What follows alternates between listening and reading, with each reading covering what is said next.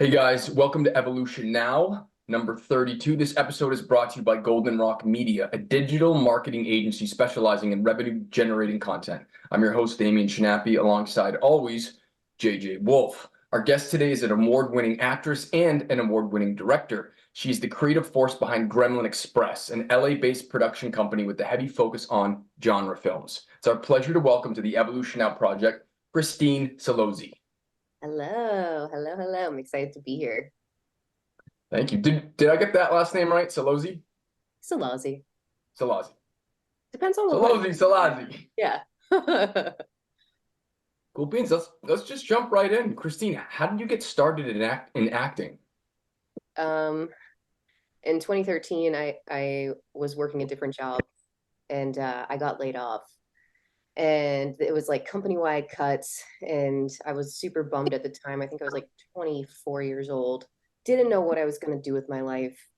And I was hiking with a friend, and they were like, "Well, you've always wanted to be an actor. Why don't you get some headshots done?" And I was like, "All right, whatever."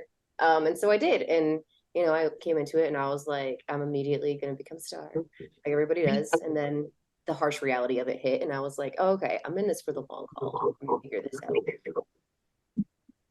That hard. So what was there like a moment where you're like, oh, this isn't like the movie? I watched the person get the opportunity, then it blows up. Was it like a casting call? Was it an on-set experience? There have been multiple, yeah, throughout. Like it wasn't just one; it was like a lot, and it just kind of kept building. And I was like, I've been in this for 10 years. I just got to a point where I'm like, oh no, this is going to be like a long process. I'm already like 10 years in, and I feel like I just started scratching the surface of what I want to do and what I want to be in the industry. Um, so yeah.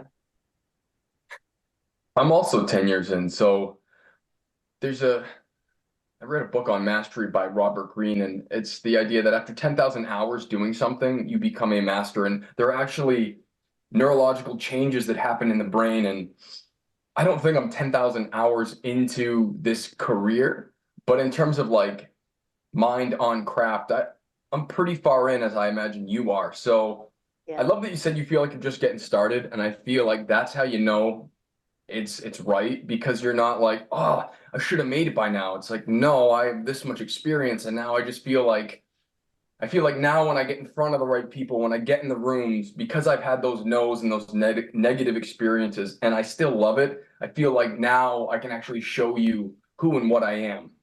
Yeah. Well, it's interesting because I had that moment, and then I was like, I had a switch, and I was like, no, I was like, I'm going to make these opportunities for myself. I'm not waiting for somebody else to give me a chance or waiting for the opportunity to get in front of the right people. Like, I'm going to start telling the stories that I want to tell that I think are interesting. And that's kind of like where I feel like scratching the surface comes from is I'm finally finding success in creating stories that I'm interested in creating and not waiting for anybody to give me the opportunity to do it. Yeah, that's a powerful turning point. It Is it? was. It was like eye-opening. I stopped caring as much in auditions. I don't like, worry about stuff anymore because I'm like, all right, if this doesn't pan out, I'm gonna give it my all. If it doesn't pan out, I still have this other project coming up that I'm in pre-production on, so it's not like I'm just sitting there twiddling my thumbs waiting for an opportunity. That's kind of like the not don't have all your eggs in the same basket cliche, but it's such a true proverb, if you will. It's like, when you know that you have other things going on, then you don't stress so much about one opportunity working out, and that gives you the confidence to just be open and also to be vulnerable, to give it your best, but to not be overly self-critical, and to know Yeah, that whatever is meant for you will be meant for you, and to pursue your own creative visions as well. That's really exactly. powerful. I Yeah. love what you just said. What's meant for you is meant for you. I heard Robert Downey Jr. say, you get the roles you're meant to. And that's taken a lot of like, I don't know if desire is the right word, but when I go to audition, it's not like an audition. It's like I get to go to work today. I get to play this character for 5 minutes. I get to put in a bunch of prep time just to build my own craft. And so what you said, Christine, is super interesting. Where like I stopped caring. It's such a juxtaposition. It's a paradox. Like you don't give a shit about anyone but the work that you need to do, the story you need to tell, the character you need to embody. but at the same time, you need to put a lot of care into that character. So it's such a paradox. And I come from the standpoint, like, your personal desire to want to make money and book the job has no business being in the audition, in the work, because it's not about getting anything, it's about telling. So I love that you're kind of in that mind space. Yeah, yeah, absolutely. I mean, I don't know. It's a weird thing when you get to a point where you don't care anymore because you're like, I want these people to like me, but I don't care if they do anymore. Like, this is how I interpreted the material. This is what I think I could bring to it. And that's worked out for me in a lot of ways. And in a lot of ways, I'm sure it probably hurt me in the audition. And I'm just kind of like, but that's the story that I thought was interesting to tell for this character that you had written on paper, and I brought to life. And I'm sure sometimes somebody went in and they just read what was on there and they were like, that's perfect, that's exactly what we want. And then sometimes you go in and you do this really weird thing and they're like, what the fuck was that? Let's hire this person. Yeah, that's so, yeah, because when you go in and you do your read, that's your interpretation, and you never know what's in their head. Like maybe they're thinking they want somebody with bigger ears or something silly, or blue eyes, brown eyes, like these kinds of subtle things, or you shock them with something. There's like some kind of a wow moment. I was watching some social media clips. I can't remember if it was Matthew McConaughey. It might have actually been Robert Downey Jr., but he said that one of the things that he had like a major breakthrough in his career when he started visualizing that when he's going in for the audition, he's offering them a solution. He's fixing their problem, which is the fact that they need actors. They need talented people to be in their projects, so the projects don't happen. So he started to embody this feeling like, I am the solution that you're looking for, and Yeah, kind I of heard flip that. as opposed to feeling like you're seeking the opportunity and a needy actor or whatever.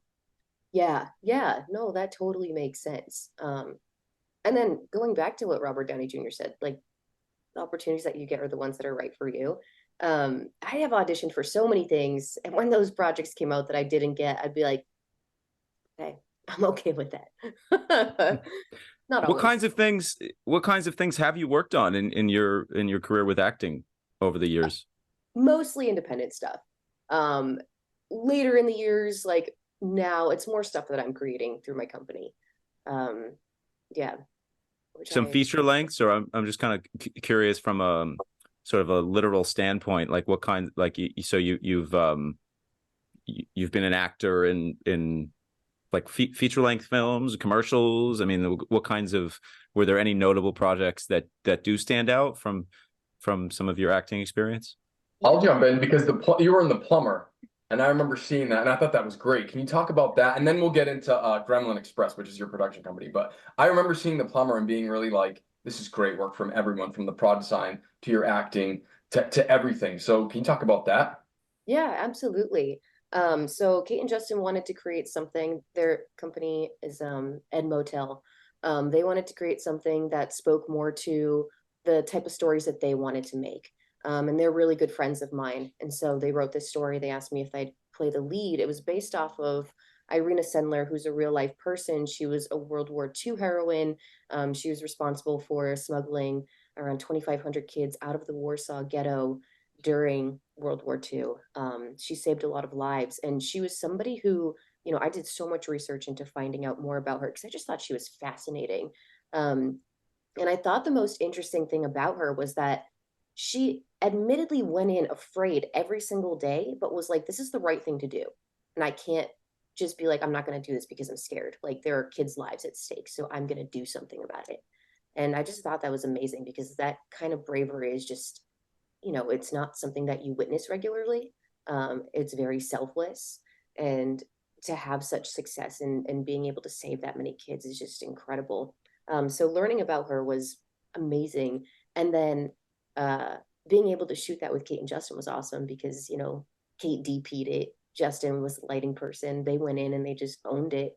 And, I didn't feel like this pressure that sometimes you feel when you're on set as an actor. Like, I was like, oh, I'm with my friends. This is just like something that we're creating that we're all very interested in. And so it took that pressure of acting off. We did a lot of pre-production in regards to the role too. Um, And so it just ended up being this thing that we were all really proud of at the end of the day. Hey guys, hope you're enjoying this episode of the Evolution Now Project. These days, every business needs to have a solid online presence, and it's a good idea to work with an agency that knows how to harness the power of social media and content creation. This episode is sponsored by Golden Rock Media, a digital marketing agency specializing in revenue-generating content. They provide social media marketing solutions designed to harmonize with your business goals to bring you the results you're after. If you want more customers and more leads, Golden Rock Media can help you develop a content strategy that will bring your business to the next level. Golden Rock Media helps businesses by producing scripted content, ad campaigns, live event video capture, as well as online courses. Find out more in the show notes here in the description or at goldenrockmedia.com. If you mention Evolution Now Project, you can sign up with them for a free 30-minute marketing consultation. Now, back to the Evolution Now Project. I love that. It's beautiful. Like you said, you feel like you're working with your friends. It's just sort of like the set family, if you will. Yeah. That's so beautiful. And word that comes to mind is extraordinary. I love that word. And I find that, like you said, you don't find people that are that courageous every day. And it really is extraordinary. So what made you want to start making films? And did you have any mentors in that process? I kind of just fell into it. So there is a company based in the East Coast called the Shauna Foundation. They run the Shauna Shea Film Festival. And so I had started writing and dabbling in writing here and there. Had no intention of being a filmmaker, just wanted to be an actor. But a friend of mine, Sean Carmichael, he was like, you should apply for their Women in Film Fellowship Award, which is a grant that's given to a first-time female filmmaker. And I was like, all right, whatever. I'm not somebody who usually wins things, so I'm not like putting like too much hope into this. But I wrote an essay and I submitted it, and I ended up winning the award. And so I was like, oh shit, I have to make a film. And so you get the award, you get a grant, and then they're like, you need to make a film to show at our festival the following year. And I was like, oh, now I have to actually make something. So I had this script in mind, and I was like, I'm going to shoot this script in Boston. It's going to be this awesome thing. And then COVID hit, and I was like, oh no. And I was like, all right, this is a path choice where I'm diverting in the road. I can either use this as an excuse to not make something and just be like, well, I tried that, it didn't work out, blah, blah, blah. Or I could be like, I'm going to figure this out anyways. I'm going to figure out how to make this film despite the coming up against this really big obstacle. And so I wrote a bunch of things that were much more contained, that we could shoot here on the West Coast. And I had friends, Kate and Justin, and then my partner, Alex. And, I would send them my scripts and they'd be like, no, this is not you. They'd be like, it's not weird enough. And that was always the note that I got. They're like, you're so weird. You need to bring that into your writing. And I was like, all right, fine. And something incredible happened where I finally gave up. And I was like, fuck this. I'm not writing anything. I went for a walk because I was just pissed off. And then I was like, you know what? I'm just going to make a film about a woman who's being held hostage by vampire plants. And they were like, that's it. And I was like, you have to be kidding me, right? So I'm like, all right. So I wrote it. I pulled in pieces from like all the other scripts that I had written and pieced this Frankenstein thing together. And then we filmed it, and it actually ended up being something that a lot of people really enjoyed. And I liked that. I was like, oh, okay, there's like a place for this goofy weirdness. There's, an appreciation for it. And I was like, I want to do that more. I want to make more of that. And so then I got into filmmaking. That's Wow. super cool. And we've heard it like from a lot of people, like I give up, I go for a walk or I do something else. And then like when you drop that desire, it's almost like your brain opens up and you can receive the thing that you're meant to receive. Yes. I remember like John Hamm was like, I'm giving up. I'll do one more audition. This may or may not be true, but I guess like he booked Mad Men or something after that, So I think that you said like, it's not weird enough, So Gremlin Express, that's a weird name. Where did that come from? So I don't know. Basically, if you like get to know me on a real personal level, I can be a gremlin. I hibernate frequently. I turn into a hermit. I will disappear. I'm like that friend that disappears for months and then pops up later. And I'm like, hey guys, how's it going? And I don't realize that it's happening. I just kind of like get really involved in whatever I'm doing at home. And so, you know, I'm frequently called a gremlin in my personal life because I'm like, there are two different sides of me that are, it's like super bubbly, and then the one that's like in my apartment all day. And so I was like, all right, if I'm gonna make genre stuff, I want to have a genre title. And genre is definitely where I fall into. Like, I don't want to tell stories outside of genre. So I wanted that to come across immediately. And then I don't know where the express came from. It was like, all right, all aboard, let's go. For our audience, can you describe a little bit more what it means to be genre focused? Because to me, when I hear that, genre means genre, and I'm having trouble kind of building pathways in my mind around what that might mean. Yeah, so I mean, in the genre world, it's kind of like that horror comedy, horror, sci-fi, anything that kind of gives you like that more like darker feeling, darker tone, that would fall under the genre umbrella. Um, yeah, so there are like entire festivals dedicated to just telling genre stories, and I've found a lot of my people at those festivals. Phenomenal. I love like the I like looking at things in duality for a spectrum. You know, like you're up there, you're bubbly, but you're also this gremlin. And I think us as artists, you obviously need community, because if you're making art by yourself, I mean, yeah, it's great, but it's better to share it and you get feedback. But I also think you have to be like fiercely isolated to get good at whatever the thing is you need to do, like the 10,000 hours. And it's not just 10,000 hours of going through the motion, it's engagement, it's awareness of understanding where your weak points are, what you're building upon, what you're trying to expand onto. So when I bring up the word craft, Christine, specifically in acting, what comes to mind for you? It's not a word that I frequently use. It's not a word that I focus on.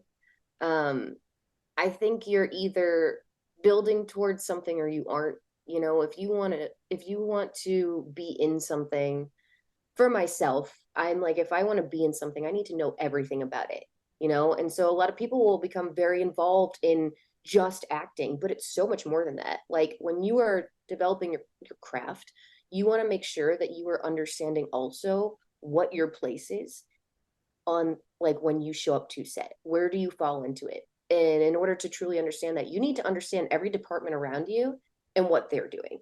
So for me, like, you know, really being able to develop my craft wasn't just about studying. It wasn't just about watching movies and watching what the greats are doing. It was, how do I show up to set and be an asset?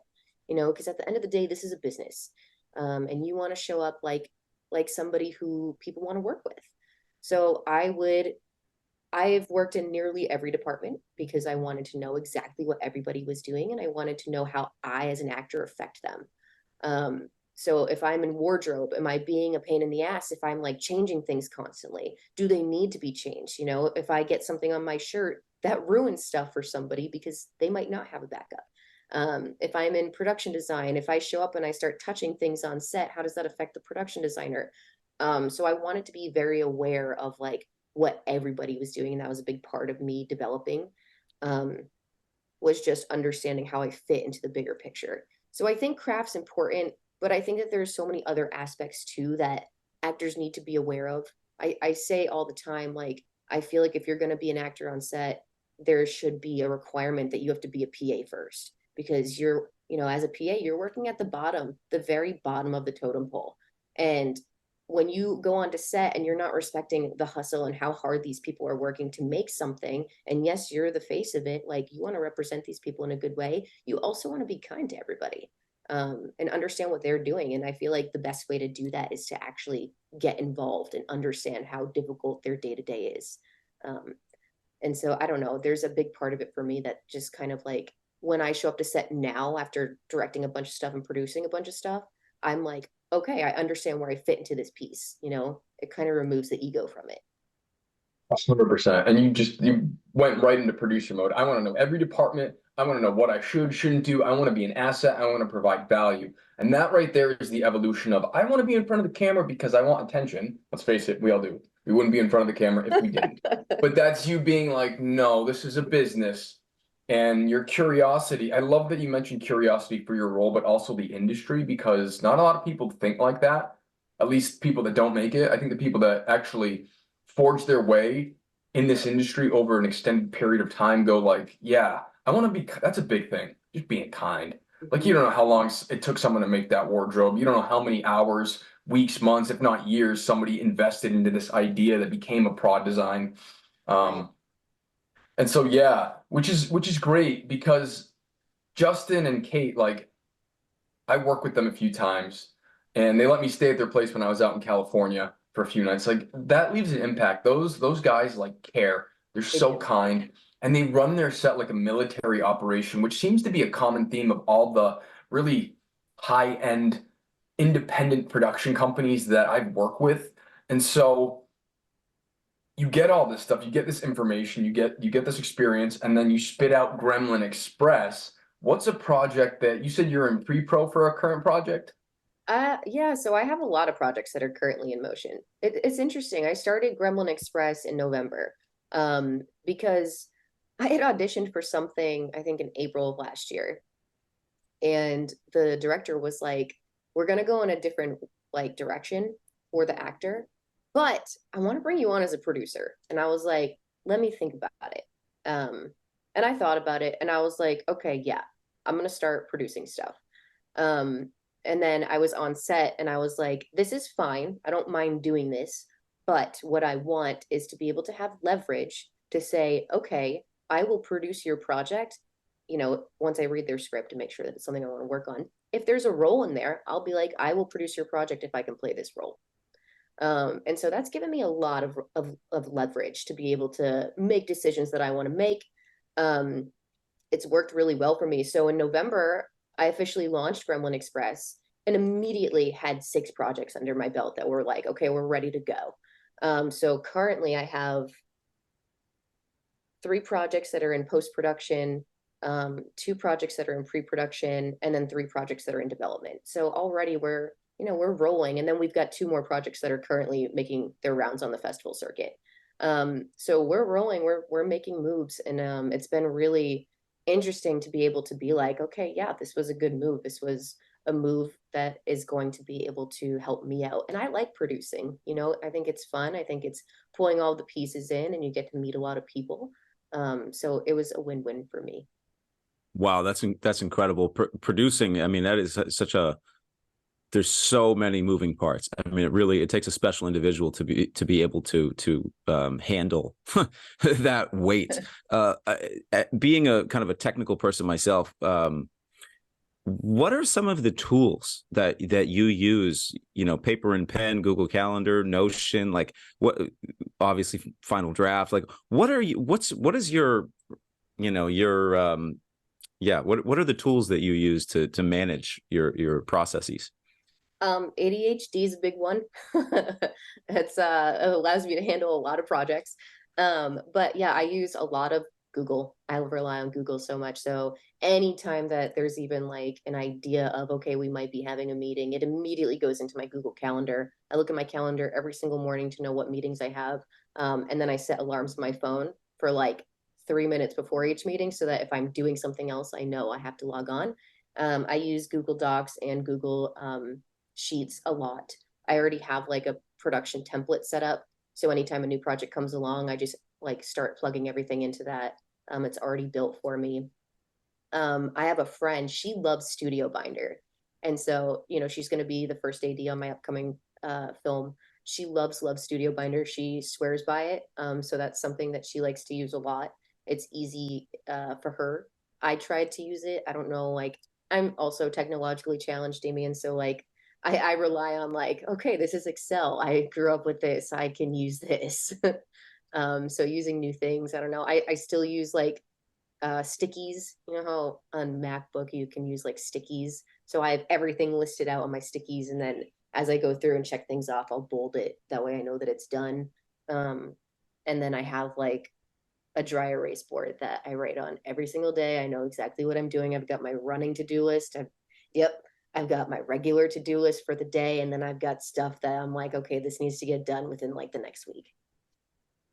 Very cool, very cool. Yeah, I'm a big believer in the basics. You know, if you've got, you know, your notebook and your calendar and your stickies and your Google Docs, I mean, I don't like the idea of the things that I need to access being embedded inside complex programs. Yeah. You know, I want to be able to see it, to touch it, to feel it, or keep it in a simple place. Even, you know, sometimes I'll use Google Docs and I'll use the outline function, and then I'll have, like, it might be a 50-page document that has very clear sections throughout it. But at the end of the day, that's a PDF that I can download, I can print it out. It's in, and so managing my notepad in an effective way and creating my own kind of systems within that, I love. But I just recently hired an intern to develop this new company, and he's 10 years younger than me, and he's all about this app. It's called Notion. And within this app, you can like create everything. You know, you can put tables in your spreadsheet, everything's connected data, and it's super complex. I'm doing my best to try to learn this new skill, because these kids, they're taking on these new apps like it's you know, learning to ride a bicycle or something. You know, it's like, but it's, for me, trying to switch apps is like, there's just too many apps. Yeah. It's like just too many apps, man. Like, it's a millennial thing, right? Where we're just kind of like, I'm gonna use what I know, what I grew up with, which is like Excel. Yeah, I mean, you think about, you know, they you know, produced you know, like The Godfather. They weren't using Notion, but No, you yeah. know, but we're Handwritten. also expected. I mean, you're managing 6 projects within 6 months of opening your company, so it's pretty complex, you know. So how do you keep your creative life fresh? Like, how do you stay charged up and feel creative throughout the day? I don't try to control it. And I feel like I'm never pressuring myself to be like, okay, I need to figure this out. And when I do, I know that I need to like not try to harness it and like control it. If I just like am like, okay, I need to figure this out, I'll go for a walk. Because when I go for a walk, shit just comes in and kind of does its own thing. So it's like, I feel like if I try to force something, I create a block. But if I just allow stuff to come through, then it'll come through. So yeah, I don't try to control it at all. Beautiful. The walking thing. So many people reflect on that. And actually, I don't know if you've come across Andrew Huberman. He's really been making waves lately. He's a, I don't know if it's Stanford. He's like a neurobiologist, but he's really hit the internet big. A lot of people have been following him. But he, one of the things he mentions is there's certain effects. There's a term he uses for, it's like bipedal location, or there's something that happens when we walk and our eyes scan from right to left as we're scanning our environment, you know, and that triggers things in our brain, like puts you into certain states of mind that's more open to inspiration. Also, it might, he said in the morning, it helps to release the cortisol to really activate the awake energy of the day. And I know Damien is a big walker. Huge walker. You know, some of the greatest minds in history, like Friedrich Nietzsche, who, well, I will add, had multiple psychological breakdowns. Anyways, he was an avid walker, and it stimulates something. It frees you up. It kind of allows you to do something without overly concentrating on the topic that you're trying to develop. And it's funny that you brought up ADHD, because I was diagnosed with ADHD. I was the kid in 5th grade that couldn't bring caffeinated beverages in. And so I really didn't like that psychological frame that was put on me. So what I've been doing for about 4 or 5 months is it's an acronym, ADHD. I'm like, okay, what else could I make that? And I turned it into Advanced Discipline Hyper-Focused Devotion. Advanced means it's better. It's you know, advanced discipline is a good frame. It's like, okay, what is that? That's not just discipline, that's advanced. What does that look like? It's probably going to have feelings that are initially negative that other people would run away from. Okay, if I can lean into that, that will separate me, that will advance me. Hyper-focus. Hyper-focus and then hyperactive, right? So they're nuanced. So I can hyperactive, hyper-focused. Okay, what's that change? And then devotion. Devotion to me is a great word because it transcends all the pain required of transforming your mind through repetition with purpose of mind and presence. And so I actually consciously engage with this thought when I'm reading in the morning. After I go for my walk, I come back, make coffee, and I'll read for like 20 minutes. And inevitably, within the first minute, my mind will go cell phone, or it'll go look over here. And I pause and I go ADHD, Advanced Discipline Hyper-Focused Devotion. And what that does is it starts to energize this framing. People see ADHD, but you say it and you have that correlation. But I go, oh no, that's Advanced Discipline Hyper-Focused Devotion. So how I And that started to wrap my brain around using whiteboards differently, where when I wake up now, the first thing I see is a whiteboard that says, excited to go to work. Something amazing is right around the corner.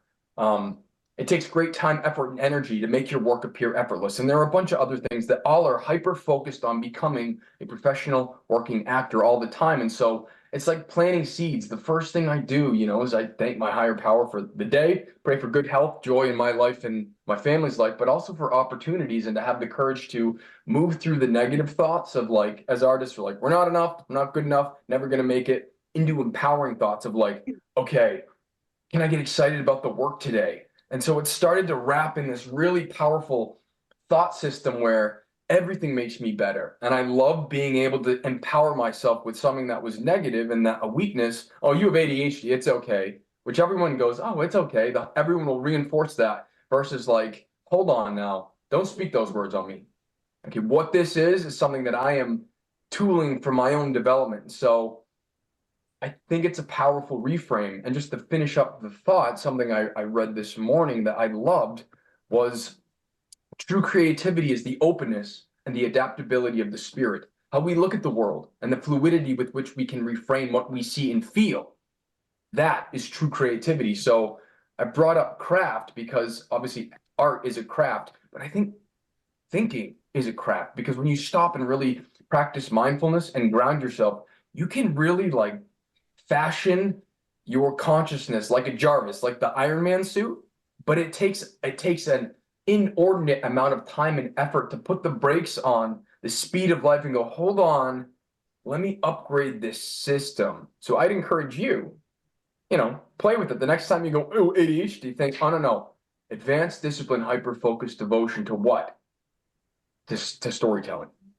Yeah. I mean, I don't use it as like, oh, I have ADHD. Like it's allowed me to understand the way that my brain works, So if there are things that like, okay, like something's happening, and then I'm like, okay, I can forgive myself and kind of not harp on this perfectionism of like needing everything to be right. And when I started kind of allowing myself to be like, oh, okay, yeah, this is an ADHD thing, it turned more into a superpower. I started kind of being like, okay, well, I wouldn't be able to create all of these things that I enjoy doing. I wouldn't be able to juggle as many projects if I didn't have ADHD. And so it is that hyper focus thing where it's like you can sit down and lock in on something, and that is a superpower that I feel. And I started kind of appreciating it more. And as a result, I could turn it into something that was more of a tool that was helpful instead of something that was hindering me. A tool that's helpful, not hindering, as a powerful reframe. And it's amazing how much of our lives we do that, and how many people are reframing things all the time, and we don't even, because we're all looking at the world in different ways, in very unique ways. There's a little known book that was published by a fairly unknown author. I think his name's Garrett Laporto, and the book is called The Da Vinci Method. And in this book, he creates a frame to look at ADHD as if it's actually, like you said, it's a superpower, because it's actually people that are extremely creative. And if you think about it, the context in which ADHD has become this diagnosis, over the last 25 years or something, it's, what kind of kid wants to sit still all day long when they're full of this vivacious, youthful energy, curiosity, and they're meant to be climbing trees and digging holes and riding bikes and all of these things. And so it's quite interesting to reframe it and to see it as that superpower, and I just read a biography on Leonardo da Vinci. And so it's interesting that you mentioned the Da Vinci Method, because as I'm reading through it, I'm like, this guy had the worst ADHD of any person I've ever met, but he was so creative. And that was another thing where I was like, this is somebody who is remembered as being this incredible artist, and he truly was. But the number of projects that he abandoned and just never finished is amazing. And he did not care. He'd be like commissioned to make a project for X amount of money for a king. And he'd be like, you know what, on second thought, I'm done with this. I don't want to work on this anymore. And would just ghost people and like run away and go start working on something else. And the amount of stuff that he accomplished in regards to invention and just learning and about anatomy in the body, and he didn't stop anywhere. There was nothing that was off limits to him. Everything was interesting. And I just thought that was really cool. And I was like, I don't think he'd be able to accomplish as much as he did if he did not very obviously have ADHD. Yeah.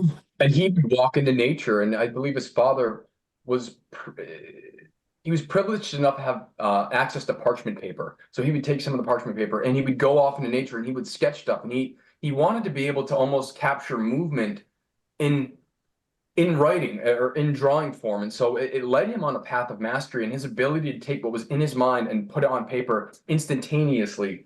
Yeah. Like that allowed him to your point, do all these other things. And then there was a project, I think, where he was creating a statue for, this is low, really low. I don't have the exact specifics, but he had been commissioned to make a statue for someone, and he took so much time, and people like criticized him, and I think it didn't end up getting finished because something happened, but he was on to the next thing. And I love, again, the reframe to the quote that I mentioned. You take ADHD, whatever you want to use it as, but it is a superpower. And I heard, and this might have been in the Da Vinci book that JJ mentioned, that the best hunters had ADHD because they're on a swivel. They were looking for the shiny object and they could hunt and kill. So again, like the creativity of thinking, the craft of creating a thought process that empowers you. I mean, that to me is the ultimate craft. Yeah. And I love that you brought up Da Vinci. What else stood out to you about him? Because he's such a legendary figure. He is, just like, when you go through school and you learn about Leonardo da Vinci, you have this idea of this person who was very put together and had their shit together. And then I read his biography and he's the exact opposite. Like, he did not care about what anybody thought. Like, during that time, people would wear like really long robes that were covered, and he was very, very out as a gay man. And so he would wear these robes that were like super short and like did not care that it made other people uncomfortable. And I just loved that he marched to the beat of his own drum. He was going against the tide with every single thing that he did. And so I just thought it was interesting to have that kind of confidence to be like, you know what, they're telling me this is right, but I actually feel like this is right, so I'm going to go in this direction. You're telling me to go right, but I'm going left. Yeah, exactly. Yeah, what a strange thing to label something that's an ultra common human trait and behavioral pattern as some kind of disorder.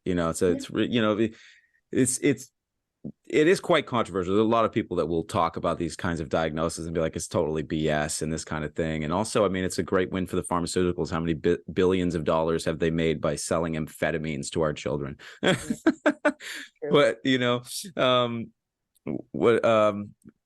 you want to go on the next? We got another thing on the blueprint there. Yes, so let me bring it up. Really enjoying this conversation. I love, especially when we have guests that I'm not that familiar with, and just to see into other people's worlds and hear about how they see their work, their business, their creativity, and This is a great conversation. So obviously we know that you have empowered yourself to start your own production company, make your own projects. Which can lead into this question. But the world of TV and film, let's face it, it's a tough business. They can still what's the word? They can say no because of how you look. They can still discriminate against appearance, for lack of a better term. How do you keep your spirits up in such a competitive and challenging industry, Christine? I think a big part of that comes from casting my own projects and being on the other side of the table and recognizing that it's not a personal thing. I have this is gonna sound so weird. I have this ability to know when a project's mine. I don't know why. When I go into it, there's just a feeling, like even before I get into the audition, I'm like, oh, okay, this is gonna be mine. If I try to force that, never works. I just like have this way of knowing. And so when I don't feel that, I usually don't get it. So it's like I already know going into it that I'm not going to get that. So it's kind of been really helpful in not getting my expectations up. If there's something that I really want, I'll work hard for it. But at the end of the day, what it comes down to is my intuition telling me that this is going to be a project that I'm ultimately working on or not? And if it's not, then I don't worry about it. And 99% of the time it pans out the way that my gut's telling me it's going to. So I've stopped kind of thinking about it. I think a big thing that helps with that too is making your own stuff. Because like I said, if you're just waiting for somebody to give you an opportunity, like you're doing yourself a disservice. If somebody's going to turn you down because your ears are lopsided, like you don't need to work for that person. You can go out and make your own stuff. And, you know, the more that you make stuff, the better that you get at it. At the end of the day, you don't have to have like the perfect setup to make a good film. You just need a really good story, good acting, and please invest in your sound because sound is also really important. But, you know, I mean, you build that stuff if you can create a collective on your own where you get together with your friends who are also in the industry, you each take on something, and you know, you just start making stuff. Everybody's going to get better at what they're doing if they're actually doing it. But if you're not actually doing it and you're waiting for an opportunity, you know, this is one of the most saturated positions in the world. So it's like you're going up against 600 people for every single thing that you submit to, you know. And then at the end of the day, like if you get an audition, it used to be you'd be up against 20 to 40 people. Now with, you know, the evolution of using technology, we're up against 100 people. They're looking at 100 different self-tapes. And so it's like you can try your best to stand out in a sea of 100 people, and every single time that you do and you get it, like that is something that you should absolutely celebrate because the odds were stacked against you to start with. Or you can say, all right, if I make this thing myself, I'm only up against one person, and that's me, because I'm going to make this and I don't have to worry about the competition. And I've noticed that if you do make something and you send it to festivals and stuff, you go to those festivals and you start meeting a network of people. And then those people start casting you. Because oftentimes, you know, at the independent level, a lot of people are casting people that they already know. They're not always holding auditions. And so I'll have people approach me now where, like, you know, they're regularly asking me to be in their stuff. But that's only because I went out and I built that network. And film festivals are a great way to do that. Even if you have the crappiest film in there, it doesn't matter. Like, people at film festivals, especially, you know, at the lower tier, like, they're so welcoming and just want to meet people at that point. So it's like, you know, you did something, you made something, you finished it. You're already above 80% of people who say they're going to finish something and don't. So it's like you're amongst people who want to be around you.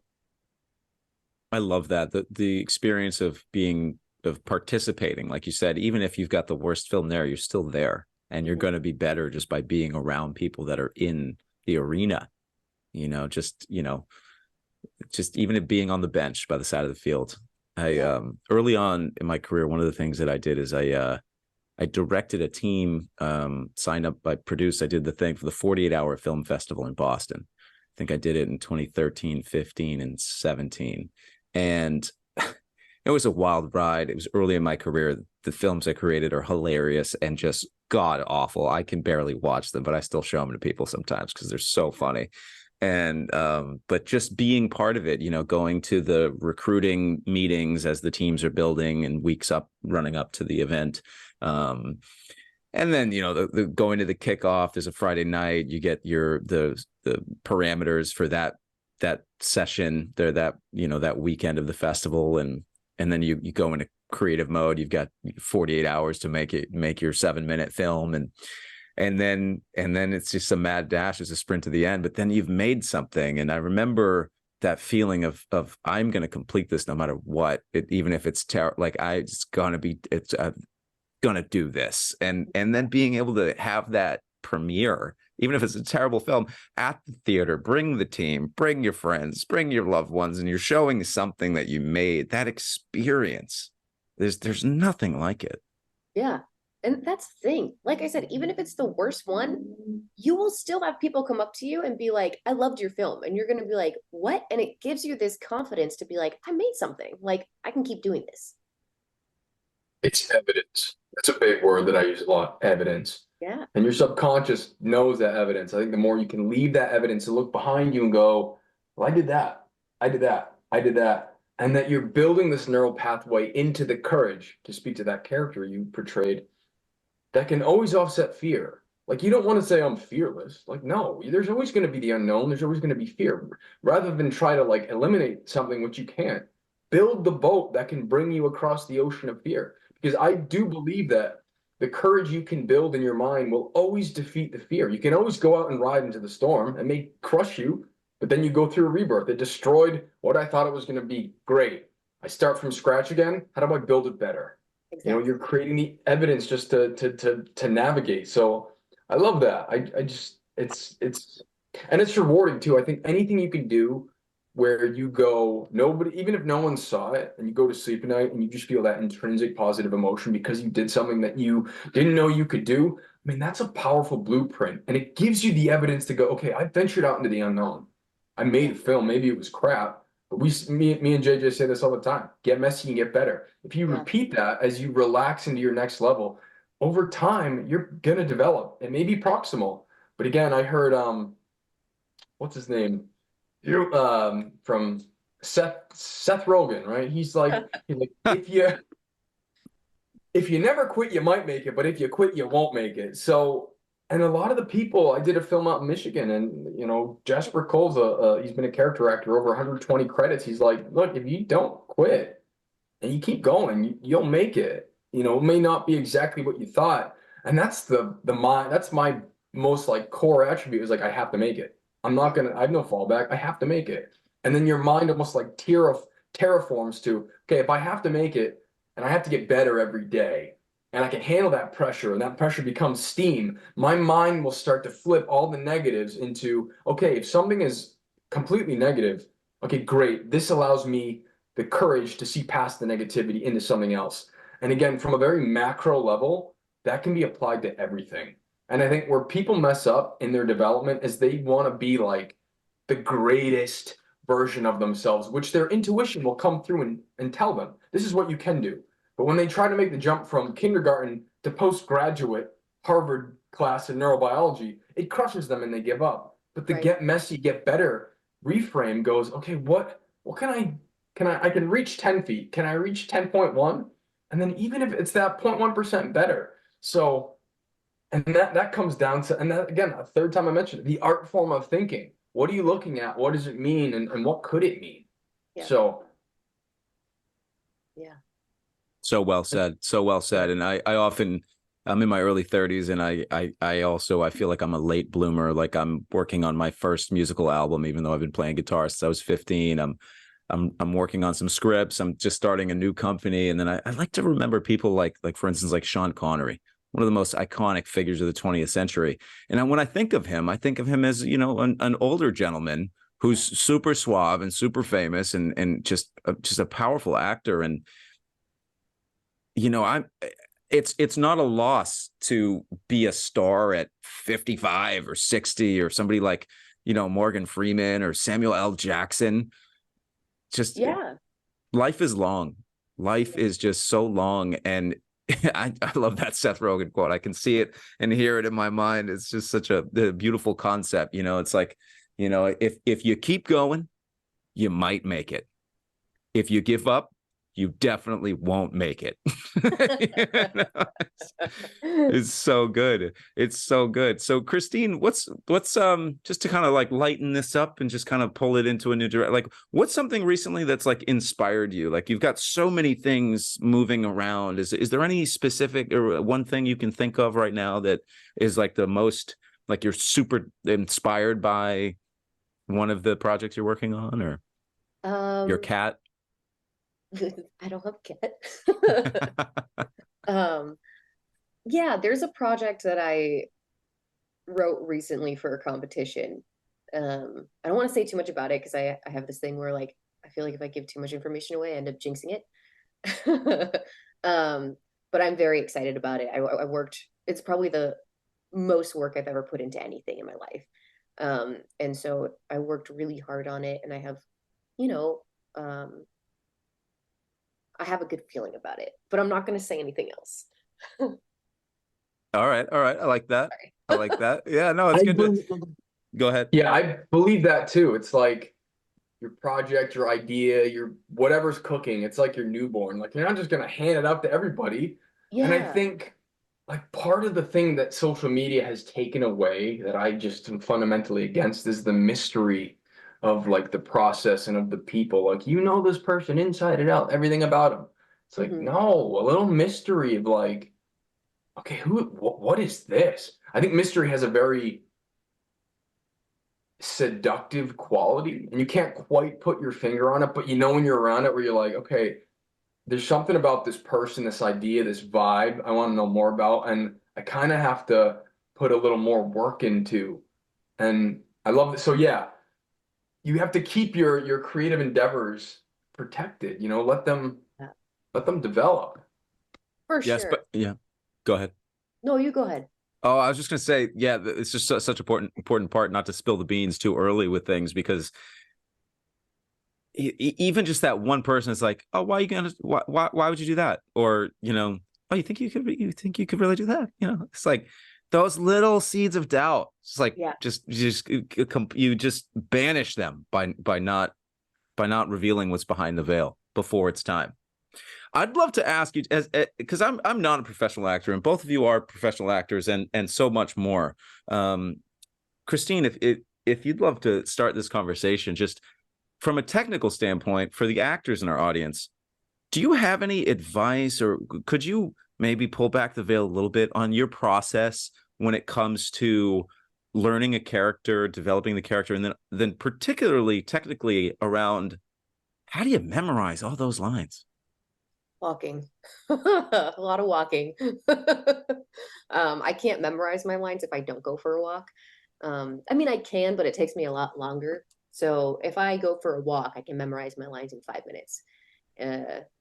For me, if it's not an audition, if I have the script, I will read the script 60 times before I get on set.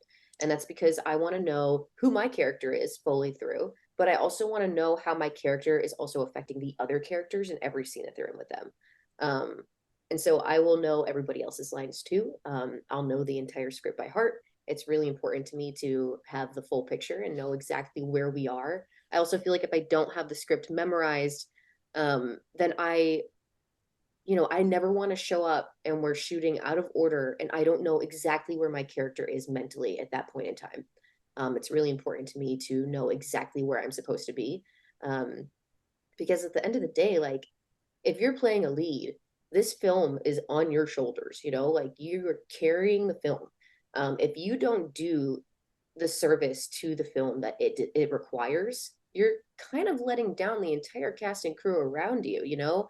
If you show up, you don't know your lines, like that to me says not only do you not know your lines, you don't know where you are in the time frame of the entire script. You don't know, like, you're just going to be doing what's on paper. It's going to be, surface level. Right, because there's emotional turning points, and you have to know, like, okay, this is before the breakup or this is after the breakup, and you might film after the breakup on Tuesday and then before the breakup on Wednesday. And so you have to really be able to embody that and know that at that point in the story, the character doesn't know what's about to be revealed in the next scene.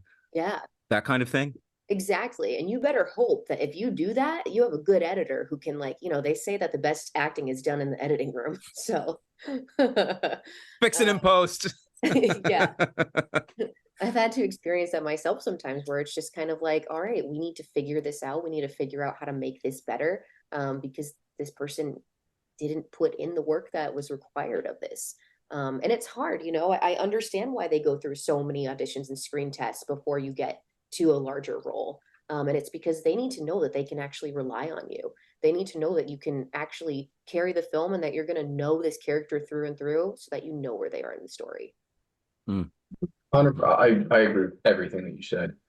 And on top of that, when you do come in prepared, it's fun. It's so much more fun when you know, like, and they go, hey, we're going to improv something, or hey, give us a different look. It's just the opportunity to go deeper. That's what I love about storytelling. There's always another level. Very seldom will you get to the rock bottom of something. There's always a nuance, or you can go a degree to the right or to the left. And yeah, that 10-year thing, because I'm producing a project coming up and we're going through auditions. And again, like, I understand, I remember hearing early in my career a casting director going, I don't know if I can trust this person. I'm like, you can trust me? But going through and seeing how many people pop up for 2 years and they don't make it and then they're out. And then you're here for year 11, year 12, year 13, and you're like, I get it now.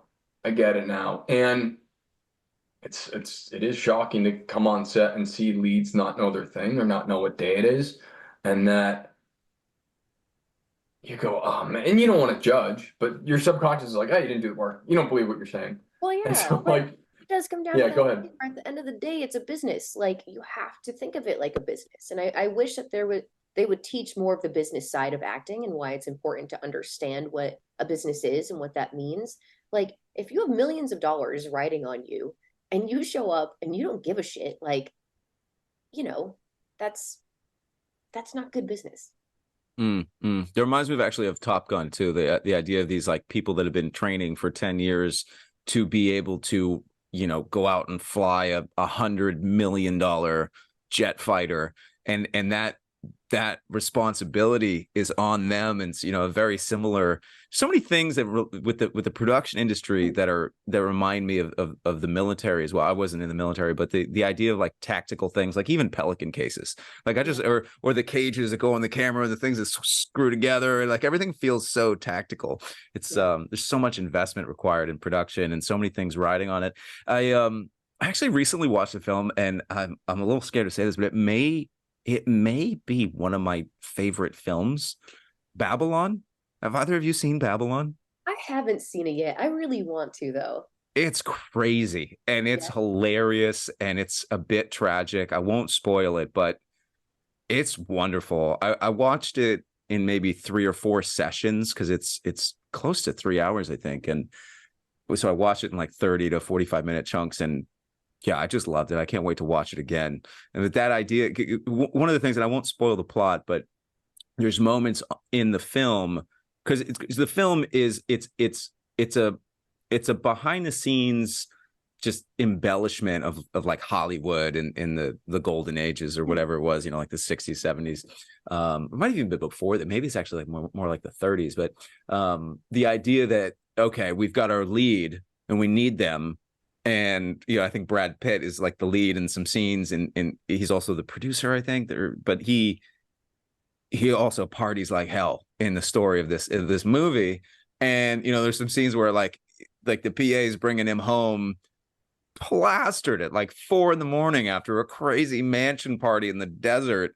And like he falls off a balcony and you're like, oh my God, what's, you know, and it's like, but he makes it to the shot. But like the idea that somebody that is being paid millions for this production that has millions invested might somehow not be able to do what they need to do, you know, those scary moments. Like I love the now famous moment in the Quentin Tarantino saga with I think it was Django Unchained, right, with Leonardo DiCaprio, and he smashes a glass on the table and it slices his hand open. He starts bleeding, but he just keeps acting. He just keeps the scene going, and you've got real reaction. I think, was it Jamie Foxx in that moment, like actually having these like unbelievable reaction, like, oh my God, our lead just got cut in the hand, but I'm still in this story. Like the idea of that double and triple metacognition of being able to watch yourself, watching the character, watching yourself. I mean, those layers. Damien, did you want to chime in on the memorization aspect of it? Or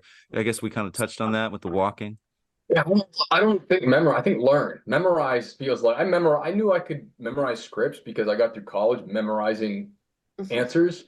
But I like when you learn something, you're not thinking of what comes next. It's when it's written well, it's the natural progression. It's the unfolding. That's a word that I really like. But it's like learn it. Where do we start? Where do we start? Where do we end? What's the friction point? Or what's the connection point?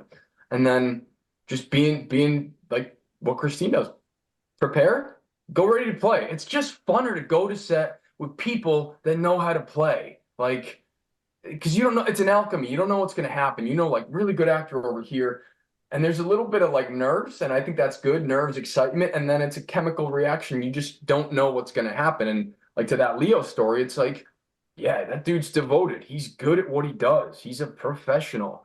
He's in it. And then it's like you can react. They say react in the moment. What happens? Like you're not thinking, you're reacting.